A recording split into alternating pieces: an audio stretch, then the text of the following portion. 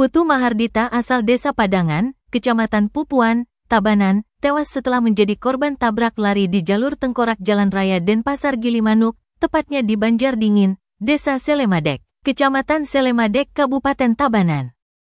Kasih Humas Polres Tabanan Ibtu I Gusti Made Brata menyebutkan, kecelakaan tersebut terjadi pada hari Kamis dini hari sekitar pukul 2 WITA. Adapun yang terlibat kecelakaan adalah satu unit sepeda motor Yamaha NMAX dengan kendaraan yang tidak dikenal. Kronologi kecelakaan menurut keterangan saksi, terang Ibtu Brata, bermula saat pengendara NMAX datang dari arah Denpasar menuju Gilimanuk.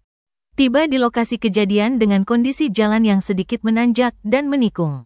Korban mengambil haluan terlalu ke kanan sampai melewati as jalan. Saat bersamaan datang kendaraan lain yang belum diketahui jenisnya, lalu menghantam korban hingga terpental ke sisi kiri jalan. Hingga Kamis sore kasus kecelakaan tersebut masih dalam proses penyelidikan Satlantas Polres Tabanan. Sedangkan jenazah korban sudah diserahkan kepada pihak keluarga.